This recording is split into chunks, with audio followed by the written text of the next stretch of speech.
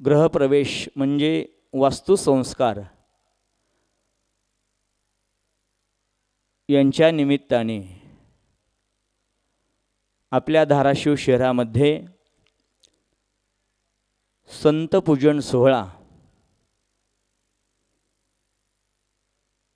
चौगुले परिवाराच्या संयोजनातून आणि धाराशिव जिल्ह्यातील महाराष्ट्रातील सगळ्या भाविकांच्या उपस्थितीमध्ये न भूतो न भविष्यती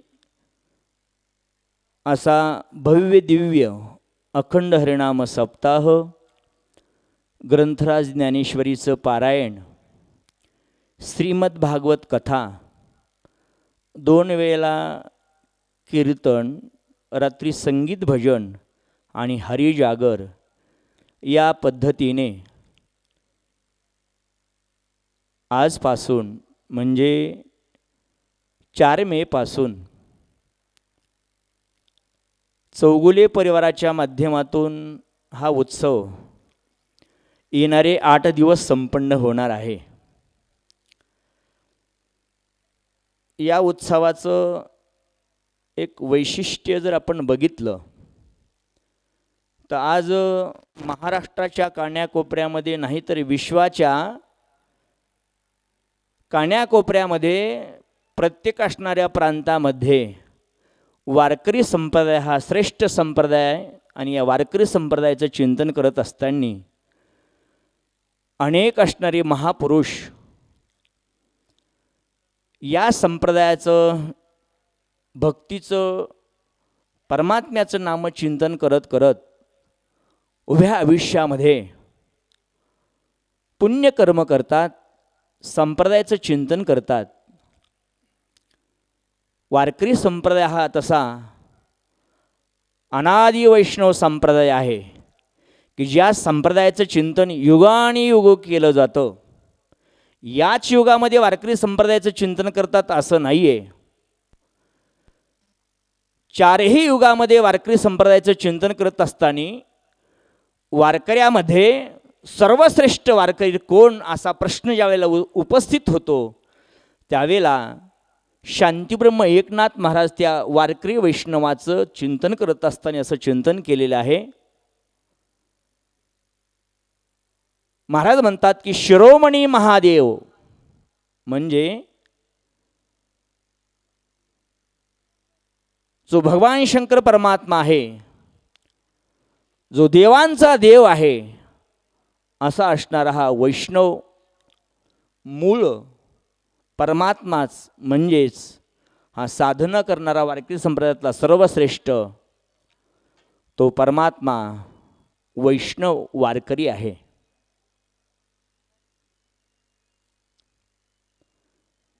या वारकरी संप्रदायाची परंपरा सांगत असताना अनेक परंपरा या संप्रदायामध्ये वेगवेगळ्या पद्धतीने आपण चिंतन केलं तर आपल्याला पाहायला सापडतील। पण जगाच्या कानाकोपऱ्यामध्ये अनेक परंपरा जरी असल्या तरी वारकरी परंपरेसारखी परंपरा या विश्वामध्ये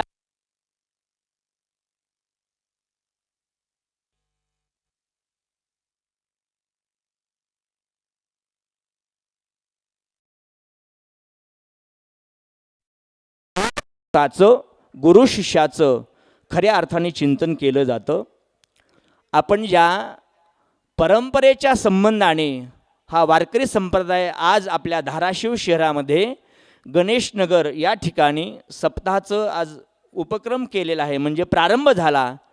याची जर परंपरेचं चिंतन केलं तर आज असं आपल्या लक्षात येईल की पांडुरंग परमात्म्याची भक्ती करत असताना सर्वश्रेष्ठ असणारा भक्त परमात्मा नाम जो संत महात्मा आहे, त्या संतांचं चिंतन करत असताना सर्वश्रेष्ठ संत भक्त जगद्गुरु तुकोबारायांचं चिंतन केलं जातं।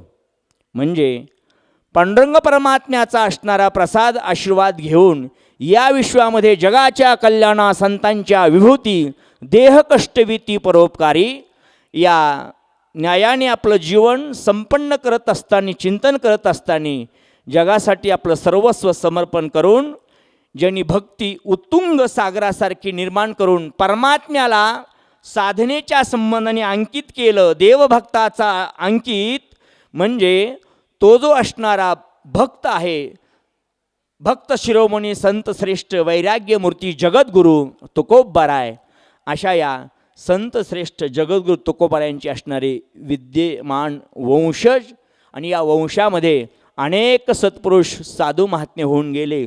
त्यामध्ये वैकुंठवासी स्वानंद सुखनिवासी गुरुनाम गुरु श्रीगुरु सद्गुरू सोपान काका महाराज, आणि त्याच्यानंतर आदरणीय पूज्य गुरुवरी ज्ञानेश्वर माऊली महाराज देहूकर, आणि त्याच्यानंतर आत्ता विद्यमान वंशज श्रीगुरु बापूसाहेब महाराज देहूकर यांच्या आशीर्वादाने, आणि त्याच्यानंतर आज आपण ज्यांच्या मार्गदर्शनाखाली हा उत्सव संपन्न करत आहोत, असे आदरणीय पूज्य श्रीगुरु कान्होबा महाराज देहूकर महाराजांच्या मार्गदर्शनाने हा उत्सव संपन्न होत आहे.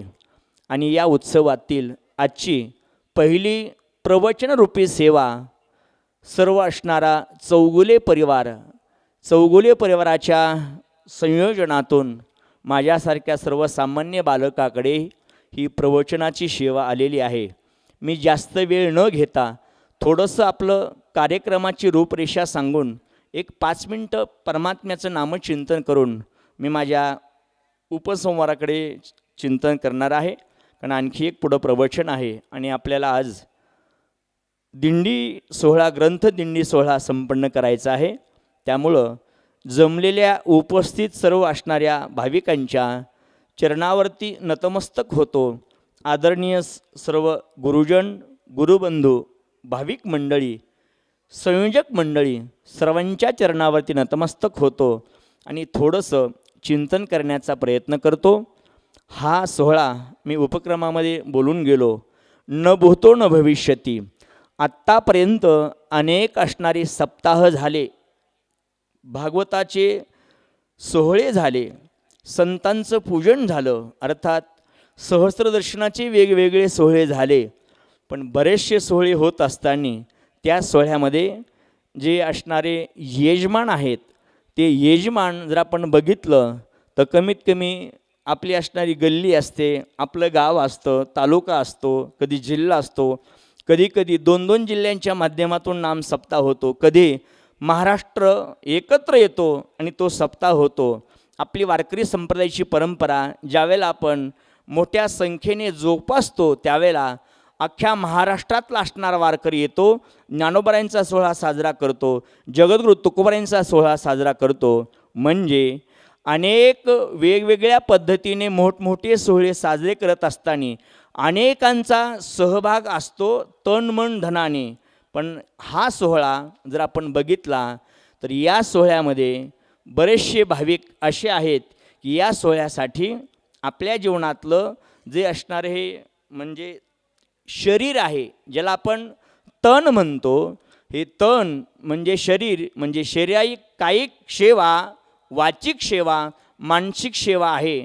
पण असा एक महाराष्ट्राच्या कान्याकोपऱ्यामध्ये, जगाच्या कान्याकोपऱ्यामध्ये जर आपण या सोहळ्याचं चिंतन केलं तर आज असं आपल्या लक्षात येईल की हा एवढा मोठा भव्य दिव्य सोहळा, जिथं ज्ञानेश्वरी पारायण आहे, जिथं 2-2 कीर्तन आहेत, 2-2 प्रवचन आहेत, भागवताची कथा आहे, त्याच्यानंतर संगीत भजन आहे, जागर आहे आणि नित्य अन्नदान आहे, की या गल्लीमध्ये असं आपण निमंत्रण दिलेलं आहे चौगुले परिवाराच्या वतीने की कोणीही 8 दिवस चूल पेटवायची नाही आहे, चूल बंद आमंत्रण. असा हा सोहळा वैयक्तिक एकच असणारे म्हणजे आदरणीय पूज्य दगडू भाऊ चौगुले परिवाराच्या वतीने, अर्थात आदरणीय गजाननजी चौगुले वकील साहेब हा एकटे सर्व असणारा हा सप्ताहाचा खर्च करून या शहरातल्या आणि या जिल्ह्यातल्या महाराष्ट्रातल्या तमाम वारकरी बंधूंना परमार्थातलं ज्ञानदान अर्थात अन्नदान सगळ्या गोष्टी त्यांच्या माध्यमातून सगळ्यापर्यंत पोहोचत आहेत.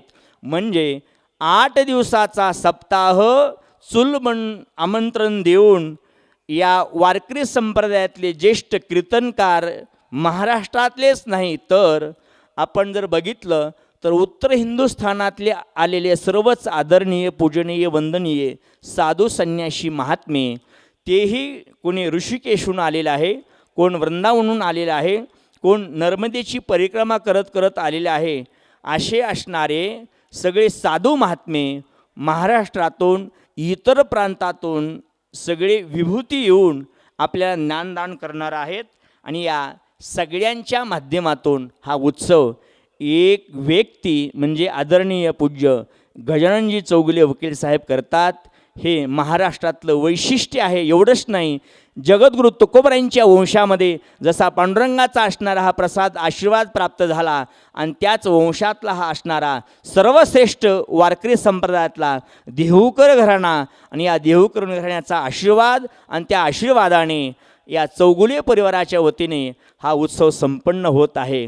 पुनश्च सप्ताह समिती आणि चौगुले परिवारांच्या माध्यमातून हा आयोजित केलेला नामसप्ताह आणि या नामसप्ताहातली प्रथम सेवा सर्वसामान्य असणाऱ्या माझ्या बालकाकडे आलेली आहे. वेळेअभावी थोडंसं परमात्म्याचं मी 5-10 मिनटं चिंतन करून माझ्या वाणीला मी पूर्णविराम देणार आहे. आज या विश्वामध्ये धाराशिव शहरातला सुवर्ण अक्षरामध्ये लिहावा असा दिवस संपन्न झाला. न भूतो आणि न भविष्यती असा या ठिकाणी हा मंडप देऊन भव्य दिव्य प्रमाणामध्ये अन्नदान आणि सप्ताहाचं कीर्तन प्रवचनाच्या माध्यमातून कथेच्या माध्यमातून ज्ञानदान आणि जमलेल्या सर्वच असणाऱ्या अतिथींच्या माध्यमातून या उत्सवाच्या माध्यमातून सगळ्यांच्या असणाऱ्या अंतःकरणातली प्रफुल्ल उत्तम भावना, या भावनेला प्रणाम करून मी परमात्म्याचं चिंतन करण्याचा प्रयत्न करतो. आज आहे प्रथम प्रवचनाचा दिवस म्हणजे सप्ताहातला दिवस. प्रथम दिवस म्हटलं की आपल्याकडे काही लिखित आणि काही अलिखित असे काही नियम असतात. अर्थात पहिलं प्रवचन असेल किंवा पहिलं कीर्तन असेल तर त्या दिवशी त्या कीर्तनाच्या संबंधाने कीर्तनामध्ये अथवा प्रवचनामध्ये मंगलात्मक चिंतन करावं लागतं. म्हणून मंगलाचरण का करावं लागतं? मंगलाचरण करण्यासाठी साधू संतांनी कुठलाही असणारा एखादा ग्रंथ असेल किंवा आपल्या जीवनामध्ये कुठलंही कर्म करत असताना, साधना करत असताना प्रथम आपण मंगल का करतो? त्या मंगलाचं चिंतन या असणाऱ्या ज्ञानोबरायांनी ज्ञानेश्वरीमध्ये ग्रंथाला प्रारंभ करत असताना गणेशाच्या संबंधाने अर्थात नमन केलेलं आहे, नमस्कार केलेला आहे, मंगल केलेलं आहे. त्या मंगलाचं आपल्याला एक 5 मिनटं चिंतन करायचं आहे. खरं तर मंगल का करावं असं साधू संतांनी जर आपलं चिंतन करू आपण लागलो तर मला असं वाटतं मंगलाची अनेक कारणं आहेत. मंगल का करावं त्याच्यातलं फक्त मी एक कारण सांगणार आहे. मंगल एवढ्यासाठी करायचं असतं, आपण जे आपल्या हातामध्ये एखादं कार्य घेतलेलं असतं ते कार्य, ती साधना निर्विघ्नपणे पार पडावी म्हणून या संप्रदायामध्ये एक दंडक आहे. म्हणून जरी आपण या आपल्या जीवनामध्ये नमस्कार केला तरी चालतो. म्हणून साधू संतांनी अनेक कारणं सांगत असताना त्या अनेक कारणापैकी मी फक्त एक कारण सांगत आहे आपल्याला. नमन का करायचं असं जर तुम्हाला कोणी विचारलं तर त्याच्यासाठी आमच्या संत साहित्यामध्ये, शास्त्रामध्ये, पुराणामध्ये, वेदाने त्याचं कारण सांगितलं की आपलं कार्य निर्विघ्नपणे पार पडावं म्हणून त्या परमात्म्याला नमस्कार करावा लागतो. त्या साधूला नमस्कार करावा, संतांना नमस्कार करावा, वेदाला नमस्कार करावा, पुराणाला नमस्कार करावा, शास्त्राला नमस्कार करावा, श्रीगुरूंना नमस्कार करावा. एवढंच नाही, जी आपली देवता आहे, देवतेचं चिंतन करत असताना अनेक देवता सांगितल्या. त्यामध्ये कुलदेवता आहे, इष्टदेवता आहे आणि आपल्या जीवनामध्ये कुलदेवतेबरोबर इष्टदेवतेबरोबर आपली जी असणारी पितरदेवता आहे, मग ती पितरदेवता असेल, इष्टदेवता असेल, कुलदेवता असेल, कोणती का होईना देवता असेल, त्यांना नमस्कार का करायचा? तर आपल्या जीवनामध्ये आपण हाती घेतलेलं कार्य निर्विघ्नपणे पार पडतं म्हणून नमस्कार करावा लागतो. मग त्या नमस्काराचं चिंतन करत असताना अर्थात त्या मंगलाचं चिंतन करत असताना 3 पद्धतीनं नमस्काराचं मंगलाचं चिंतन केलेलं आहे. एक आपण चिंतन जर करू लागलो तर नमस्कारात्मक मंगल असं चिंतन केलेलं आहे. फक्त मी एकाचं चिंतन करत पुढं चिंतन करणार आहे. मग अनेक प्रकारचे जे मंगल सांगितलेले आहेत त्या मंगलाचाही मला विस्तार करायचा नाही, पण आज आपल्याला मंगलात्मक चिंतन करून पुढं चिंतन करायचं आहे. ठीक आहे, कुणाला नमस्कार करावा, नमस्कार करणं अत्यंत गरजेचं आहे. पूर्वी महाराज शासनाच्या माध्यमातून ज्यावेळेला आपण शाळेमध्ये शिकत होतो, शिकत असताना प्रत्येकजण महाराज शाळेमध्ये जायचा आणि शाळेमध्ये गेल्याच्या नंतर पूर्वी आपल्याला म्हणजे मी ज्यावेळेला विद्यार्थी होतो पहिली दुसरीचा, त्यावेळेला पहिलीमध्ये गेल्याच्या नंतर आम्हाला एक मराठीमध्ये धडा होता, म्हणजे कमल नमन कर, अभय नमन कर. आता कुणाला कर त्याच्यात एवढं पुढं सांगितलं नव्हतं, पण नमन कर एवढं सांगितलं होतं. नमस्कार करावा लागतो हे चिंतन करायला सांगितलेलं आहे. म्हणून कोणतंही कार्य कुणी जरी करीत असलं तरी त्याला नमस्कार करावा लागतो. साधा शेतकरी जरी असेल ना तर तो शेतकरी देखील हो आपली ती पण ज्यावेळेला शेतामध्ये घेऊन जातो पेरण्यासाठी, त्यावेळेला तो गण्या गण्या दा म्हटल्याशिवाय तो महाराज पेरणी करत नाही. म्हणजे कोणत्या का होईना देवतेला नमस्कार केल्याशिवाय आपल्या जीवनामध्ये ते कार्य निर्विघ्नपणे पार पडत नाही आहे, म्हणून नमस्कार करावा लागतो.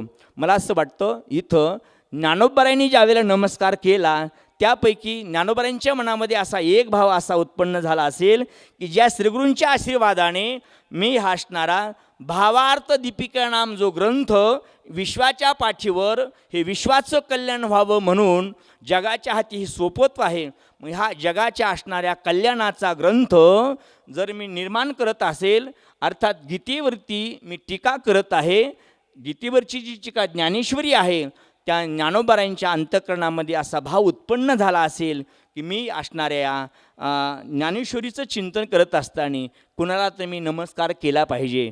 तसं तर नमस्काराचं चिंतन करत असताना जर आपण पहिल्या अध्यायातल्या 25 ओव्याचा अभ्यास केला ना तर असं आपल्या लक्षात येईल की आपण आपल्या जीवनामध्ये काही नाही जरी कळालं तर कमीत कमी ज्ञानेश्वरीच्या पहिल्या 25 ओव्या काय सांगतात ते जर आपण चिंतन केलं तर खूप काही आपल्या जीवनामध्ये लक्षात येईल असं मला वाटतं.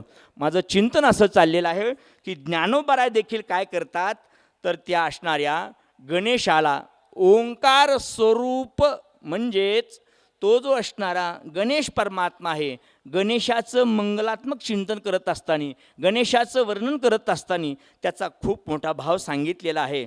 पण माझं चिंतन असं चाललेलं आहे की मंगलकारक असणारं हे जे जीवन आहे, अर्थात तो गणेश परमात्मा आहे, ते जे परब्रह्म आहे, ते जे आत्मतत्व आहे, आत्मस्वरूप जे गणेशाचं असणारं चिंतन करतायत ज्ञानोबाराय. ज्ञानोबारायांच्या गणेशाच्या वर्णनाच्या संबंधाने नेमकं एक ओवीचं आपल्याला चिंतन करता येणार नाही आहे. ज्ञानोबारायांच्या आपल्याला हे सलग ओव्या कशा पद्धतीनं चिंतन करता येतील या 25 ओव्या जर आपण बघितल्या तर मला असं वाटतं की ज्ञानोबारायांचा वेगवेगळा भाव गणेश परमात्म्याच्या संबंधाने, श्रीगुरूंच्या संबंधाने हे चिंतन करणाऱ्या पहिल्या आपल्याला मंगलात्मकच ओव्या पाहायला सापडतील. ज्ञानोबाराय पहिल्या ओवीमध्ये ओम नमोजी आद्या, अर्थात जे असणारं अधिकारण जो परमात्मा आहे त्या परमात्म्याचं चिंतन करत असताना इथं असं चिंतन आपल्याला करावं लागतं की जर आपल्या जीवनामध्ये आपण कार्यरूप आणि कारणरूप सृष्टीचं जर आपण चिंतन बघितलं तर पूर्वी ही सृष्टी कारणरूपाच्या संबंधाने आपण चिंतन केलं, वेदाच्या संबंधाने आपण चिंतन केलं, अनादीच्या संबंधाने जरी चिंतन केलं तरी याच्यात एवढाच आपल्याला भाव पाहता येईल की ज्ञानोबारायांच्या संबंधाने ज्ञानोबाराय आत्मरूप असणारा जो गणेश आहे या गणेशाला नमस्कार करतात, त्याचा जय जयकार करतात. एवढं जरी आपल्याला लक्षात आलं तर खूप मोठा भाव झाला. म्हणून या ओवीचा पूर्ण भाव न सांगता मी फक्त एक वाक्य सांगणार आहे आणि पुढचं प्रवचन करण्यासाठी पुढचे महाराज उपस्थित आहेत, त्यांची जी नियोजित वेळ आहे त्या वेळेला बरोबर 4 मिनिटामध्ये मी थांबणार आहे. मी महाराजांना विनंती करतो आपण समोरून लगेच इकडे यायचं आहे. आमचे आदरणीय बुक्कन मामांना विनंती आहे महाराजांना घेऊन आपण व्यासपीठाकडे या. मी माझं पुढचं चिंतन थांबवण्यासाठी लगेच थांबणार आहे. माझं चिंतन असं चाललेलं आहे की हा जो असणारा परमात्मा आहे, ओम नमोजी आद्या वेद प्रतिपाद्या जय जय सुसंवेद्या आत्मरूपा, असा आत्मरूप असणारा गणेश परमात्मा, अर्थात हे आत्मतत्व या आत्म्याच्या संबंधाने, या गणेशाच्या संबंधाने, म्हणजेच या विश्वाला जो असणारा परमात्मा भरणपोषण करतो, अर्थात कर्तुम अकर्तुमान शक्तिमान जो परमात्मा आहे, या परमात्म्याच्या संबंधाने या गणेशाला ज्ञानोबराय वैष्णव ज्ञानोबराय नमस्कार करतात. एवढा जरी भाव तुमच्या लक्षात राहिला ना तर खूप झालं. प्रत्येक शब्दाचा खीस पाडणारे बरेचसे महाभाग वक्ते ज्ञानी मंडळी इथं आहेत. मला असं वाटतं तुम्ही सगळी अभ्यासू मंडळी आहात, पण सगळा भाव सांगत असताना त्याच्यातला तात्पर्य भाव जरी लक्षात आला ना तर खूप झाला. आजचं पहिलं प्रवचन म्हणजे नेमकं काय असतं सांगू तुम्हाला. परमात्म्याला अगदी नमस्कार करावा, त्याचं चिंतन करावं, आणि नमस्कार केल्याच्या नंतर जे आलेले भाविक आहेत या भाविकांच्या अंतःकरणातलं जे असणारं कदाचित मल आहे, विक्षेप आहे, आवरण आहे, ही सगळं दूर करायचं असतं. भाविकांचं अंतःकरण असं स्वच्छ करायचं, आणि स्वच्छ केल्याच्या नंतर मग येणारे जे वक्ते असतात ना ते सगळे वक्ते त्या अंतःकरणामध्ये मग माया बाजूला काढणार. मग हे ब्रह्म, आत्मतत्व, चैतन्य हे असणारे त्याच्यामध्ये काय करणार, प्रविष्ट करणार. म्हणजे जसं भोजन करण्यासाठी अगोदर स्वच्छ अंथरूण टाकावं लागतं, आसन टाकावं लागतं, पत्रवाळी टाकावं लागते, आणि पत्रवाळी टाकल्याच्या नंतर मग पुन्हा अगोदर मीठ वाढावं लागतं, आणि मीठ वाढल्याच्या नंतर पुन्हा एक एक पदार्थ त्या पत्रवाळीवरती येत असतो, आणि त्याच्यानंतर तो असणारा भाविक भोजन करत असतो. आता माझं फक्त एवढंच काम आहे, अंथरूण टाकायचं, तुम्हाला त्या पाटावरती बसवायचं, पत्रवाळी समोर टाकायची, आणि फक्त मीठ समोर ठेवायचं, म्हणजे तुमच्या ताटात वाढायचं. आता पुढचे येणारे प्रवचनकार तुम्हाला कोशिंबीर वाढतील, रात्रीचे कीर्तनकार कुणी गुलाबजाम वाढेल, त्याचे पुढचे कीर्तनकार प्रवचनकार उद्यापासून कुणीला भाकरी आवडती, पुन्हा सोलापूरची कडक भाकरी आवडती, कुणाला मग ज्वारीची आवडती, कुणाला बाजरीची आवडती, कुणाला चपाती आवडती, कुणाला पुरी आवडती, कुणाला शिरा आवडतो. असे वेगवेगळे पदार्थ आजच्या असणाऱ्या पात्रावरती वाढतील. माझं फक्त पात्र वाढायचं काम होतं, आणि सगळ्यांचं असणारं अंतःकरण स्वच्छ करून तुमच्या चरणावरती मी नतमस्तक व्हायचं असतं. एवढंच माझं काम आहे. मला या सप्ताह समितीच्या माध्यमातून चौगुले परिवाराच्या वतीने हे मला निमंत्रण मिळालं, माझं सौभाग्य समजतो, आणि झालेली सेवा श्री गुरु महाराजांच्या चरणी समर्पित करतो, आणि माझ्या वाणीला मी पूर्णविराम देतो. पुंडलिक वरदा हरी विठ्ठल श्री ज्ञानदेव तुकाराम.